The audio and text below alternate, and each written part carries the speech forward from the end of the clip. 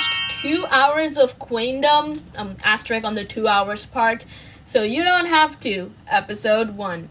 So the episode begins with the members of each groups entering like really dramatically. Like Penthouse who, because Queendom is bringing home the drama. I don't know how to really explain it, but then again, that's my job here. So yeah, I really suck at it. But essentially, it's like they're trying to play chess, and the first move they make is the opening show stages, and we've all seen the opening performances a few weeks ago, so I won't talk much about them. But I will say again that WJSN's one is my personal favorite. Like, it was pure magical. And the first 43 minutes of the episodes is just the preview that was released last week, and I already made a video on it, so you can watch that first. I don't think I need to re-summarize everything that happened in the first 43 minutes, so let's just go on. And I watched the episode on Vicky, like without a membership, and oh my god, I got bombarded with so many Grammarly ads. Oh my god. Anyways, after the preview, we got to know that Brave Girls chose Viviz as their rivals, and Shinbi gave us so many good meme material. And then Brave Girls gets a sad edit because they talk about how they were envious of G-Friend back during 2016 when they were blowing up with Ruff. And it was really hard for them because back then, Brave Girls were still in Nugudom instead of Queendom. Viviz then picked hyolyn as their rivals, and I'm like, I wasn't kidding when I said that the Viviz girls are out for blood. This is gonna be good. And then hyolyn unexpectedly picked Kepler as their rivals, which was very surprising to many, like the oldest picking the youngest as their rival. And Kepler are so freaking adorable. Like, you can tell very easily that they are rookies, like they are the youngest. Like, they have that kind of energy going on with them, and they're just so freaking adorable. And after that, you have Kepler, and they picked Luna as their rival, and they really praised Luna's past performances and that they are really good. After that, Luna picked WJSN, which made sense since both of the groups are kind of similar, that they wanted to avoid WJSN the most, but decided to choose them as their rivals as they want to challenge themselves, and also this is a competition, so they should do just that. And Exie was happy when she heard that reason from Luna.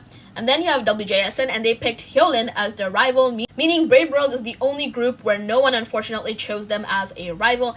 Exie then talks about how when she was on Unpretty Rap Star with hyolyn, she was called hyolyn's freeloader, and she wanted to show in this show how much WJSN has grown, and everybody gets teary-eyed because it's like a wholesome moment between hyolyn and Exie, or just WJSN in general, because WJSN and hyolyn used to be under the same company. Taeyeon reveals that the theme of the first round is signature song battle, and Kepler are like, oh no, we only have one signature song, which is Wadada. And the maximum score you can get in this round is 10,000 points based on self-evaluation, global audience votes, and live audience votes.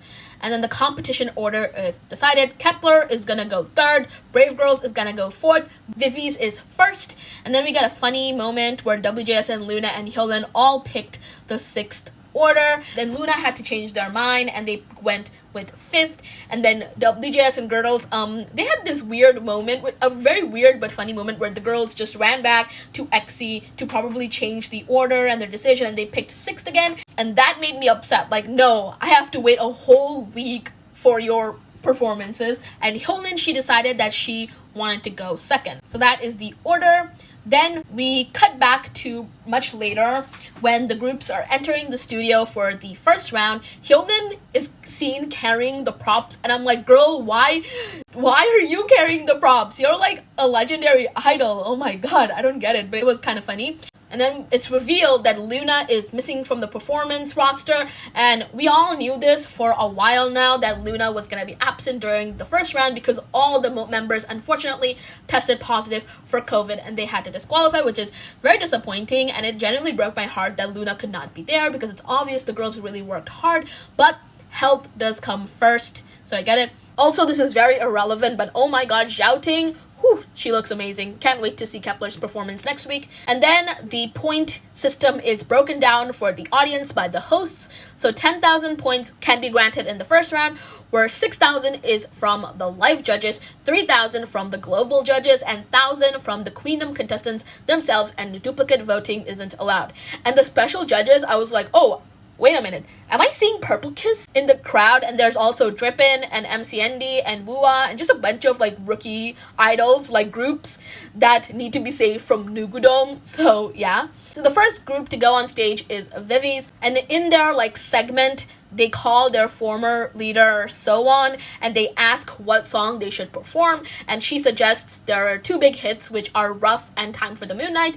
They also address how Shinbi's frowning face was taken the wrong way by many people, and that she actually makes those faces because she's thinking and not because, you know, she's a bad person or anything like that. And then Viviz also got a sad edit where they talked about how they had to endure hard times for 8 years and how there were many like happy and sad moments, and you know, they didn't address the disbandment exactly, but I felt like a lot of the sentiment towards their disbandment was present and how they just miss being in G-Friend.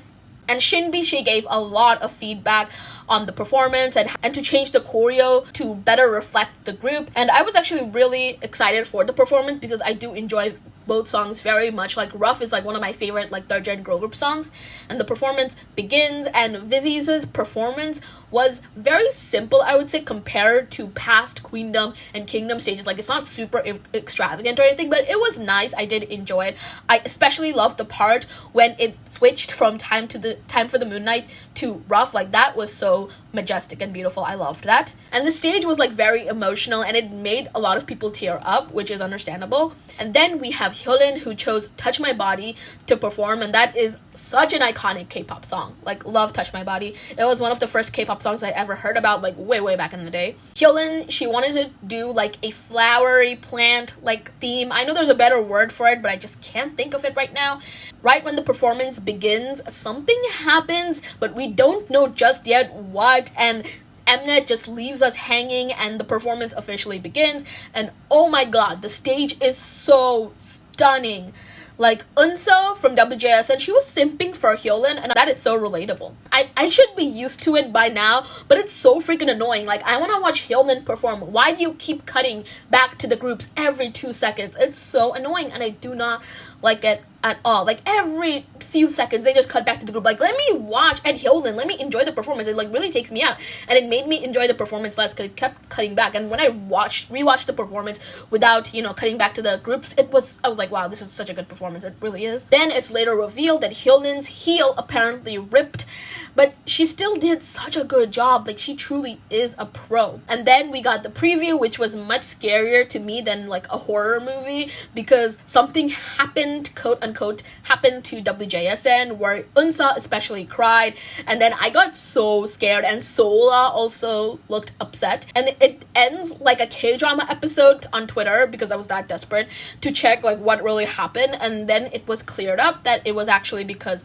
WJSN also had COVID cases, and Dawan, one of their members, went on a hiatus. Unsa just recovered from COVID, and she had to learn the choreo last minute. Again, this is what I heard from WJSN's fandom. I don't think I have any proof for that, so that's what I'm just going based off. But yes, let me know which performance was your favorite out of the two. For me, definitely hyolyn.